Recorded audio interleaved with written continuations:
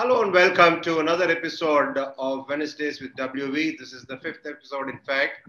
The guest on this episode is one who was brought up in the Mecca of Indian cricket, which is Mumbai, but he went on to make the Mecca of cricket, which is Lord's, his own domain. He's had great success there, and he's also been one who was never afraid to air his views, even at the risk of upsetting people. And it's my pleasure to welcome Dilip Vengsarkar. Dilip, hearty welcome to you. Thank you, Urkari. I'm very happy and privileged to be on your show, WV. Thank you. And two of the boys that you picked as a selector, Rohit Sharma and Virat Kohli, they're the leading batters today. Their progress must please you immensely, won't it? Well, I didn't pick only two, and I must have picked 25. And I think they're all playing for India at the moment. I think some of them had a little played. Some of them are playing for last 10, 15 years. So I'm very happy that everybody has shown progress and they're doing extremely well. But talking about these two players, I think they have excelled immensely. They have been outstanding cricketers and for the last 10, 12 years. I think they are the best in the world. Yeah, you did a great job. We'll get back to that later on in this chat. But let's get back to you now. You made your debut when you were young. And what is it, the pre-helmet days, playing the quickest of fast bowlers in international cricket? Well, those days, of course, there was no helmet because I think helmet was not in vogue those days. But having said that, if you don't have helmet, you don't think about helmet. I think when you don't have money in the game, I think you don't think about the money in the game. As simple as that. So we just play there. Of course, against West Indies, way back in 1976, we had 4-5 fast bowlers playing at one time and 5-6 bowlers just sitting outside. I mean, they're quality fast bowlers, some of the greats of the game. Australia had some great fast bowlers, England too, and of course, Pakistan too. I mean, so 80s, early 80s, I think was, I think, great for world cricket because a lot of quality players played in that era. Yeah, you did not have the opportunity of playing against quicker bowlers in the nets. You hardly had somebody who could be called as quick in India those days. The adjustment must have been something of an Herculean task, isn't it, from domestic to international cricket? See, the thing is that it takes at least a test match to start with, because if you see, the Indians did always badly in the first test match because they failed to acclimatize with the conditions or the wickets or the fast bowling, whatever for that matter. But having said that, after the first test match, we could get adjusted to the wickets, to the bounce, and then we did very well at the remaining matches. Yeah, now psychologically, Dilip, you were one who played without helmet, and then the helmet came into the game, that extra protection. What difference did it make psychologically?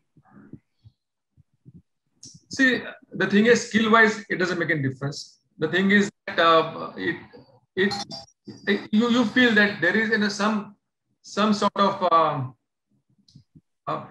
safety. But having said that, if you're wearing a helmet and if you're facing a bouncer, I think your fraction of a second slow, I would say, because if you're wearing a helmet, then automatically your hand goes there, but then with the helmet is not the same thing. Because actually I got hit at least twice or thrice on the head, I think, when I was wearing helmet. But when I was not wearing helmet, I didn't get a hit at all. Yeah, you mentioned about the greatest fast bowlers of the West Indies. Now, I'll take you back to that 75-76 Kingston Sabina Park test match. It was touted as a bloodbath. Just talk us through that test match. See, we had won the third test match. And of course, we could have won all three, I think second and third as well. So we won the third test match and we could have won the second test match as well. But for the umpiring mistakes, I would say, we could not win it. Then we won the third test match and we chased like 400 runs. Then the fourth test match, that's what we played. And we were at one stage, we were 80 for 1 or 80 for, no, I said 180 for no loss. And then at Lloyd started bowling only fast bowlers. I mean, he dropped spinners. And then the rest, as I said, that they got injured. Some of them got injured. Uh, and the wicket was absolutely bouncy and quick, and it had a rip also. So the ball was to land there and it's just take off. And one bounce into the fence. And Holding was at his best at that time. He was very young, and Andy Roberts was there. He was also absolutely great bowler. So then I think in all out something like I don't remember exactly. Second innings we had 2 or 3 players short because they were injured. And I opened the innings with Sunil, and then we declared a 95 for 5 because spinners did not bat because of the mission we declared the innings. He said it was unfair, to play in this kind of cricket. That's what he meant. Because they were putting 6 bounces per over around the wicket, and I couldn't say anything to them. So that was, just to injure the players, which was very unfortunate indeed. Compare the fast bowlers in 79, 75, 76 that you played with the ones that played in 82, 83 for the West Indies. 82, 83, they were the same bowlers. I think Andy was around. I think Michael Holding had peaked at time. And they had added many fast bowlers by then. And then Daniel, Patterson was there. And there are some other good fast bowlers who were picked by the time. Must have been Colin Croft and Joel Garner. Garner was there as well, yes. They all played in 1983, yes. Instead of Bernard Julian and Van Holder, these two came into the lineup, and that made it really, even better. Of course, they always had quality fast bowlers all the time, whether it was the 70s or 80s or whatever. Now let's talk about that 77-78 Australia tour. That was a great series, wasn't it? 0-2 down, 2 all, and then chasing a humongous target of 495. India managed to get 445. That must have been a great chase. Yeah, that was a great chase. Yes, I remember. I think it was marked by Kerry Packer era. He started his cricket there at that time, and then but I really admire the Australian people. Australian people came in huge numbers to watch Test match cricket. And very few people went to Kerry Packer's those night games. And I thought Kerry Packer had signed the greatest players of that era. Really, they're really big names.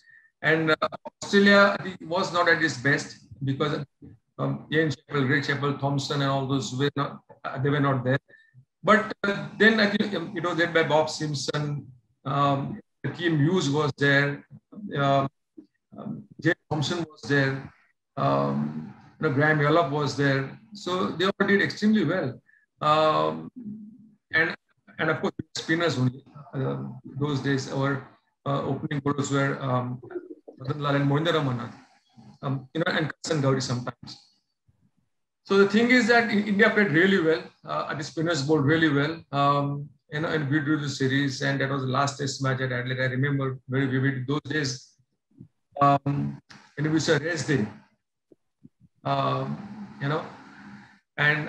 And rest day, I think we were really doing extremely well in the Test match. But we lost our way on the 4th day itself, and they piled up a huge total. Shouldn't have been, to be honest with you. I think one or two spinners were injured, and the load came on to other bowlers, and they piled a score, and then we had to chase 4 runs, and then we just fell narrowly. Yeah, chasing 495 and sort of falling short by 47 was a great achievement. What was it playing Thompson without a helmet? Well, as I said, I think when there was no helmet, you don't think about helmet. You have to go out there and face him. I think he was the fastest bowler I faced because I saw the deliveries were extremely fast. And he was strong, quick, very fit, and those hard and bouncy wickets.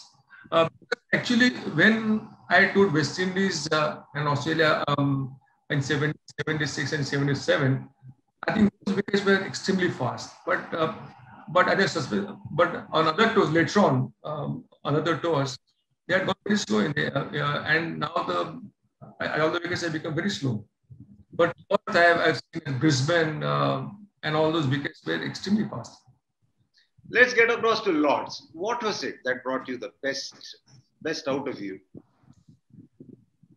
See, there are some grounds where you get good vibes, that is positive vibes, and for me, Lords was one of them, definitely. And the atmosphere there, of course, this is the history and tradition of the Lords is huge because you always hear commentary between England, Australia, England, India in the old days, and the Lords is the headquarters of cricket. As they said, it's a cricket, and everybody wants to play at Lords. I think you always have a dream to play at Lords. So I was no exception, and I was guest for 300s there. Of course, when school I was there, atmosphere absolutely electrifying, and I enjoyed each day there. 1983 World Cup final victory there was the greatest day in Indian cricket. But on a personal level, were you a little bit disappointed that you didn't play the final and that too at Lords? Yes, of course, because I think it was a huge occasion. I think World Cup final in the finals, and it was West Indies and that were at Lords was a really big thing. But I was injured. I had not played cricket for almost 2 weeks. And though I was fit for the final, other players have done extremely well. A winning combination always stays. That's what I always feel. So they played the same team which had won semi-final against England, and everybody was in good form. So of course there was no question of me getting into the squad for the finals. Your purple patch, 1986 to 88. You were batting like a dream. It started off with the England tour. Did you do anything different during those 2 years? Not really, but the thing is that I had matured as a batsman, and then I was more hungry. Then, of course, I had to score runs, to win matches for India, and that's the only thing, And batsman's peak comes only when he is, I think, around 26, 27, and that lasts for 5, 6 years.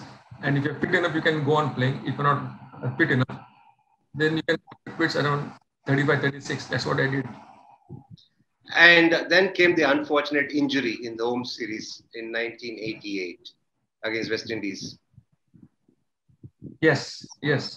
And that was, that was Eden Gardens. It was Winston Davis. Okay. Yeah, I think he really bowled one. He really bent his arm.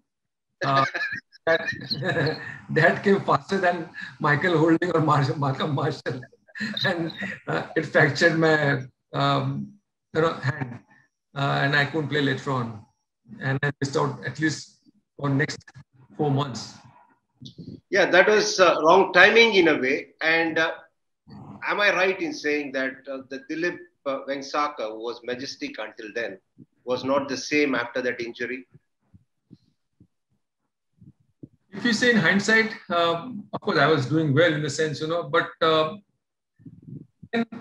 On the tour of Australia, I was dropped, I think, from one day matches. And that was a thing, because that time I was the highest scorer for India. And I couldn't find a place. And I understand that India was winning, but India was losing each and every match on the tour of Australia.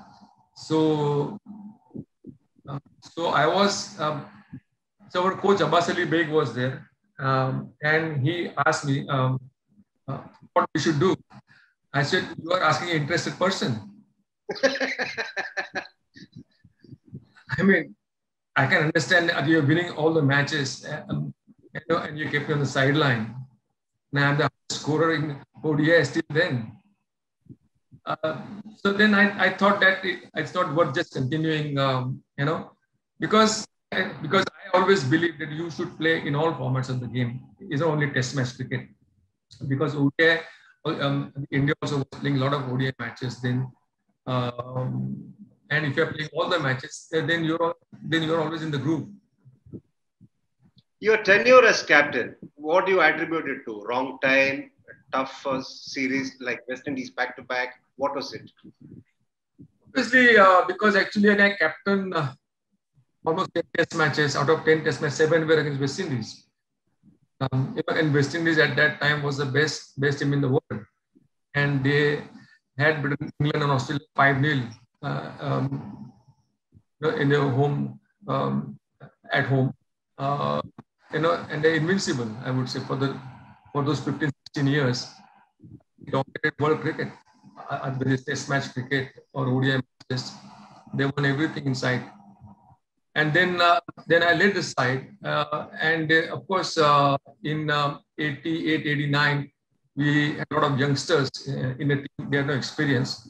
But of course, they played later on very well for India. But in West Indies, it was too good for us. Yeah, wrong time, perhaps. Maybe extended run could have been different. As a batter, one thing was noticeable all through your career. The first 10, 15 runs, you're a sort of a nervous starter. Then you are majestic. Was there any specific reason for it, or it just happened? It just happened, I guess. Because I took some time to settle down, but once I settled down, it was okay. But the first few minutes were between nervous. As an individual, you are always one who had to say what he felt. You couldn't hold back. Now, in hindsight, or maybe if you reflect on that, do you think you should have been a bit more diplomatic, or you're happy with how you were? Well, see, actually, I cannot be diplomatic. My my nature is such. I mean, I always speak the truth, I always felt that if you speak the truth, is always good, because then you know the person's mind. But if you just go on with the flow, it's like, no, you're right, or you're wrong, whatever. This thing, it's not me. I think I have my own opinion. I think maybe wrong or right, whatever. It's up to you to take it. But I feel I must speak my mind. Dilip Vengsarkar, of course, the batter, everybody knows your contributions are well recorded. Now, personally, I always felt that your contribution as the chairman of the TRDO committee that was set up, which was the Talent Research Development Wing, those days, I thought that contribution was phenomenal. How could you see so much of cricket after having played so many years? See, I love watching cricket, to be honest with you. I'm talking about under 14, 16, 19. Because I started my cricket academy in 1995. And I saw a lot of good youngsters. They played for Mumbai and they played for India A teams. I think they played for India or whatever. But then I think hats off to Dalmia because he was the one who started this wing, and I had a great team under me. And we got a lot of under 14 matches, 16 and 19 matches. That helped me when I became chairman of selection committee, because I had watched all those boys in that era. So it was easier for me to pick them because I knew about the skill level, I think the mental toughness, other match winning abilities, all kinds of things, It was easier for me. The selector's job was not a walk in the park, was it? No, I loved it. I enjoyed it. I loved it because when I retired, I became selector of Mumbai next year. And Dalmia asked me to take over India selection committee as well. But there's something in my mind, that you pick the best selectors from India. I mean, don't go by zonal thing. But Dalmia said it's not possible in a huge country like India. Then I said I'm interested. Then again, after 2 years, again he asked me, Dilip, you change your mind and you become selector. I said, you change this thing, for zonal system, and I'll be there. But later on, I found, that if you're right kind of people, whether they are from East Zone or South Zone or West Zone, whatever, and in the same wavelength, it definitely helps, And that is what happened when I became chairman of selection committee. I agreed later on to become. You made a lot of tough calls as a selector. Must have upset quite a few people. I don't know about that, but as far as I am concerned, I was very happy that I could take tough calls. When we took over in 2006, India was 5th in ICC ranking. And in 2 years' time, I think we were number 1 in all formats of the game. And that includes that we won the first T20 World Cup in South Africa as well. You saw Virat get 100 in an A series in Australia. You felt he was ready. What is it that selectors need to see when they pick a youngster? See, it's basically vision of a selector. It's not that he scored 100, but what I admire about him, that he was asked to open the innings. He said, "Okay, I'll open the innings."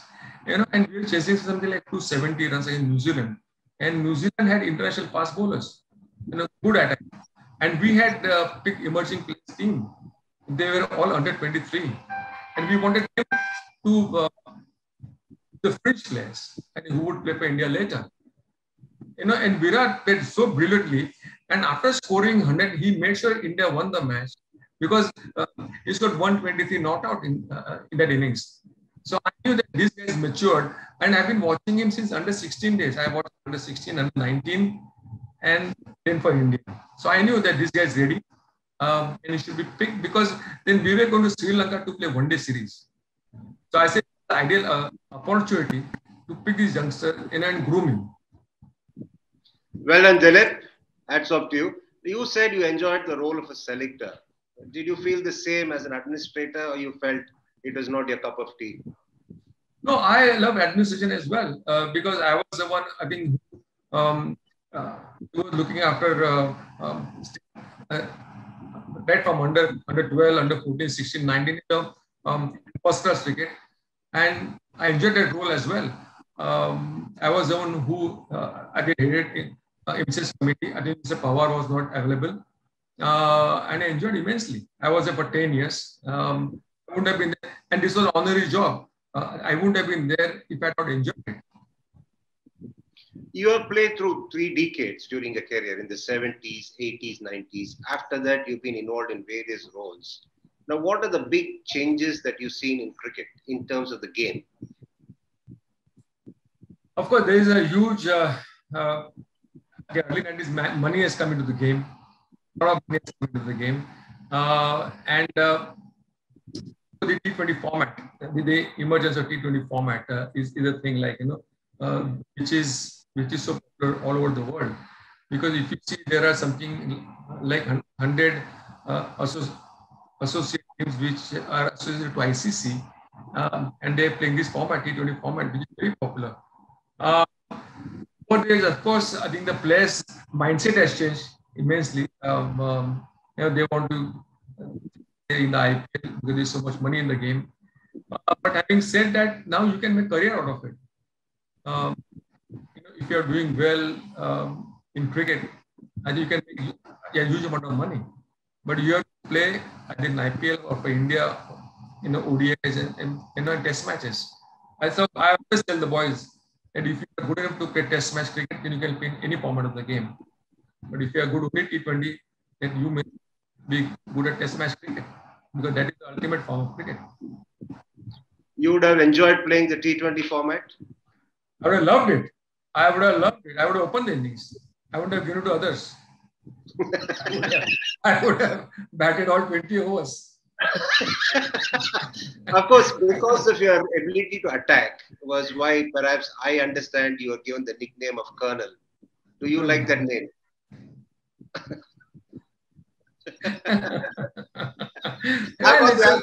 Actually, to be honest with you, nobody calls me Colonel except the press. Nobody calls me. Have you heard anybody calling me Colonel? I know I have not heard because I was under the impression they realized you didn't like it. But anyway, we'll leave it at that. We'll go to the next one. It doesn't make any difference to me. But actually, when when I'm in the real colonel at the airport or maybe at the railway station, he asked me, which year you were then in the army? I said, I'm not an army colonel. Okay. A lot of changes have come into this game. A change is a way of life. Are you happy with quite a few changes that have happened in Mumbai cricket? But the game has to evolve. The thing is, see, the game is very popular. When Test cricket was getting boring, they had ODIs. And you could get people at ODI matches. And now, of course, ODI was getting too monotonous. Now you have got this T20 format, which is amazing for that matter, and which is as important as any other format.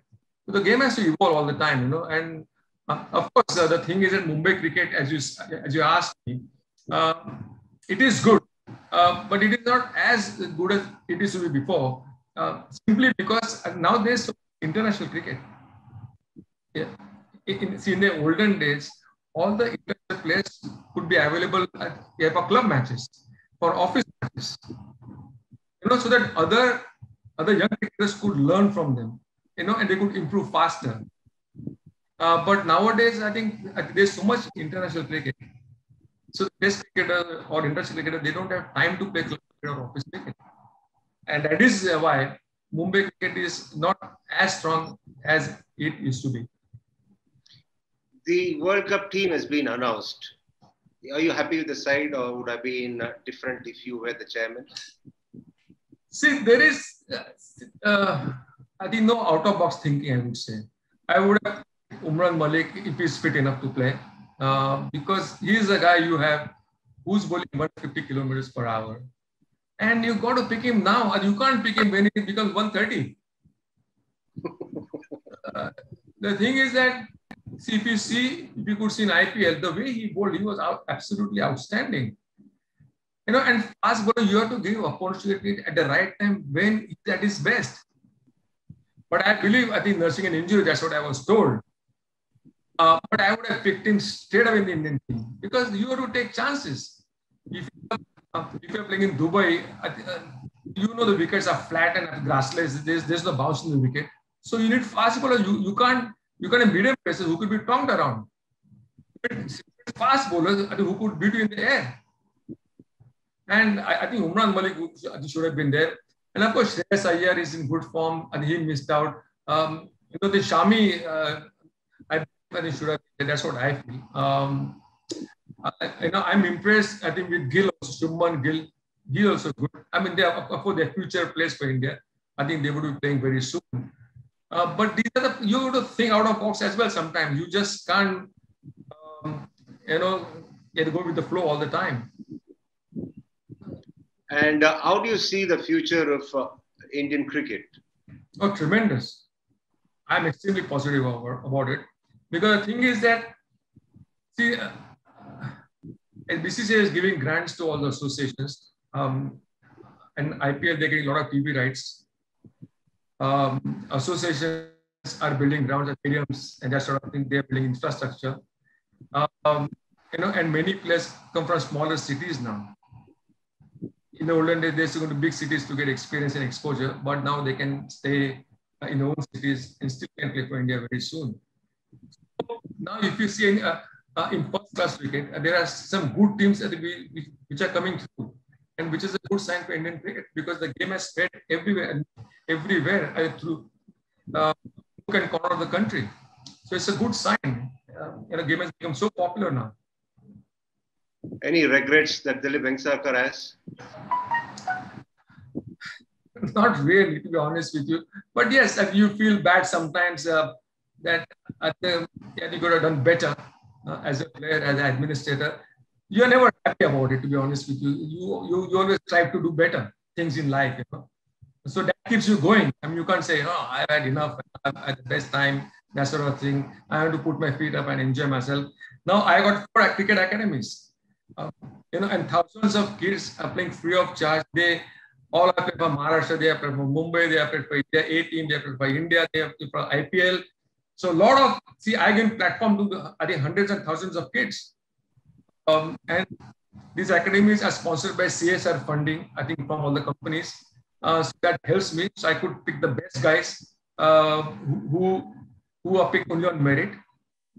And I'm extremely happy. So I could provide them excellent platform. Carry on, Colonel. You're doing a great job. And does Dilip Vengsarkar have his eye on the top post in cricket? Sorry, say it again. Does Dilip Vengsarkar have his eye on the top post in cricket, the BCCI president's post? See, I would love to, but then there's too much politics involved in that, I mean, I just never on merit. I think too much politics involved in that, and I can't go in a stoop to anybody for that matter to get a post. If I'm offered, definitely I will. I'm on. And let me tell you one thing, I will do a much better job than many others. That's Dilip Vengsarkar for you folks. Thanks a lot, Dilip. Thanks for your time and also for readily agreeing to be on the show. Very gracious of you. I look forward to meeting you in person sometime soon. Thank you, Dilip. Vanakkam, sir. Vanakkam. And I'm sure all you viewers would have enjoyed watching this particular conversation. To catch up on all the earlier episodes, please log on to the handles of the Sports Star and the Hindu on the YouTube. You'll catch up with all the episodes. That's it for now. Until I meet you next time, take care and stay safe.